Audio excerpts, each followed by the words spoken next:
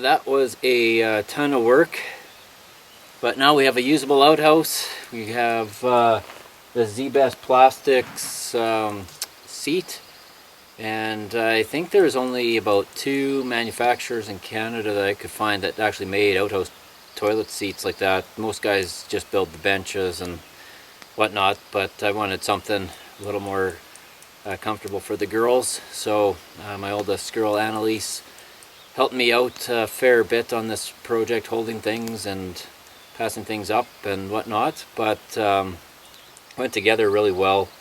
I still got to finish the decking going up to the outhouse, and I'm going to do a little more siding.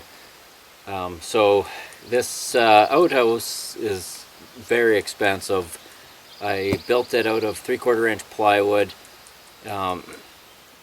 conventional framed it, and put it on 6x6 skids and timber framed that, kind of as you seen earlier in the video.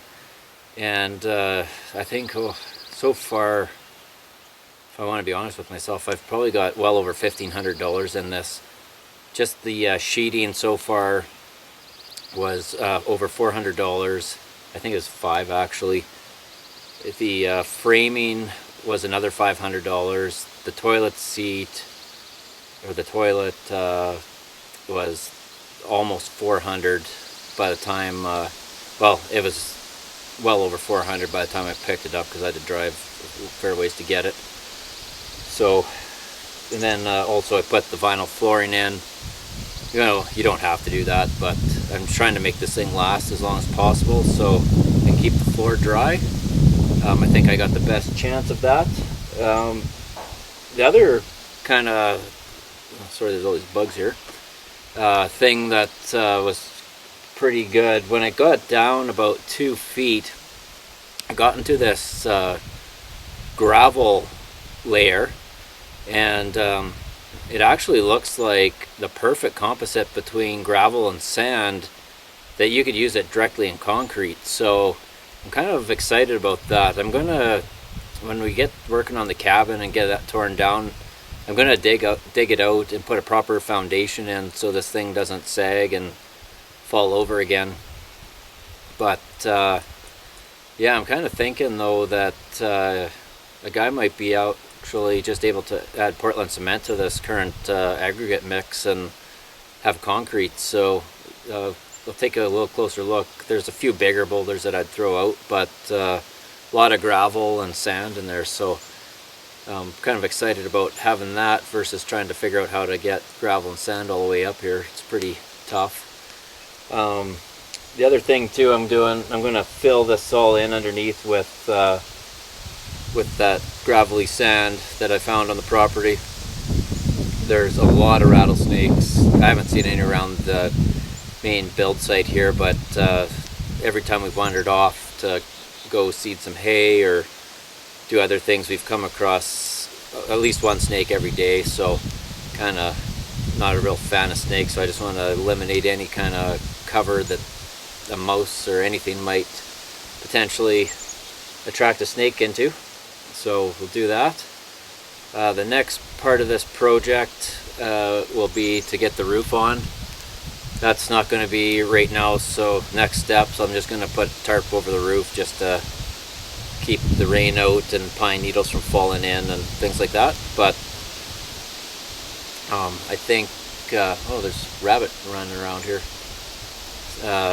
So I think I'll probably design and prefab that at home, and then bring it out here and just put it up, because it seems to be about 3 hours worth of effort here for every 1 hour of effort that it would take at home to prefab stuff. So but this went together pretty well. The biggest part was having to notch the timbers and dig the pit. The rest went up super quick. If I would have had time, I would have notched all these timbers and had them all ready to install first day that I was here. But overall, pretty happy with the progress we made. Made one slight mistake with the vent stack. I drilled the hole. I built the back wall out of 2x6s, drilled the hole through the floor, thinking that I'd be able to just vent directly down. I didn't think about the timbers that this was going to be sitting on. I guess I could have moved the whole shed forward a little bit just to avoid that, and then it would have worked fine. But I think I'll probably end up drilling a hole through the floor and trying to just find a good spot for that vent stack or whatever. And if the day comes when I do turn this outhouse into just like a normal shed, I'll just plug the holes and call it a day. But yeah, so not too bad for having to figure out everything before coming here and making sure I had everything. I don't think I forgot any hardware. I put the vinyl flooring in, like I said, to make this thing last longer. My goal is to build anything I put up to last at least 200 years. My real goal is to make it last 1,000, but for something like this, a wood shed, if a guy can build it to last 200 years, you're doing pretty good. And I think once I get the cedar shingles on this thing for the siding, it's got a pretty good chance of surviving a long time and whatnot. But anyways, so tomorrow we'll tarp the roof, and I think we'll take a look at this old cabin, and I'm going to try to get some log tags or numbering on it. I want to try to get kind of the logs mapped out, maybe even take a couple home to clean them up and try to like sand them down and refresh them. I got a special sander for those kind of logs, so it basically is like a brush with like a sandpaper brush that goes and gets in all the cracks, so it's specially made for the logs. So I'll do that, and then yeah, I think we'll head home and clean up.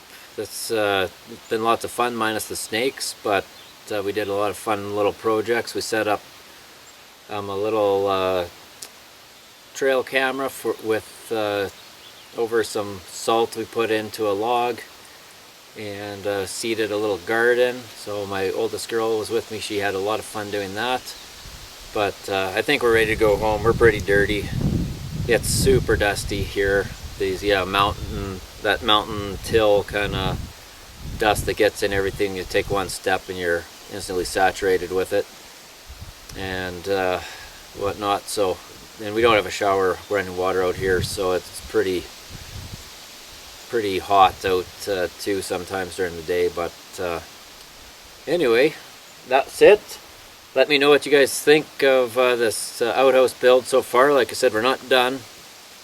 I know some guys build these things and they're done in a day, and they slap them up and that's super cheap. But like I said, I'm trying to make all of my buildings and everything I do last 200 years. That's my goal. So everything's going to get overbuilt, and I'm going to put extra time and effort into everything I do. If you're going to do it once, you might as well do it right. Versus, you know, I could have slapped a quick outhouse together in a day probably, and just put a pitched roof on it, and it would have been fine. But in 5 years, I'd be rebuilding the thing. So I think this way, this should last a long time, and hopefully the kids, the grandkids, great grandkids, etc., can use it, or use the shed or building, whatever, not have any worries. So that's kind of the goal. So anyways, let me know what you guys think of the build so far. Leave your comments below, and yes, I know it's super expensive. This is definitely not a project to do if you're on a budget, but like I said, my goal is to make this thing last, not to do it cheap. So anyways, have a great one, guys. We'll see you in the next video. Oh, look at that. That vinyl flooring makes you feel almost like you're at home. And I think the little kicker plate here I put on the front kind of makes it look nice, finishes it off. So anyways, that's her.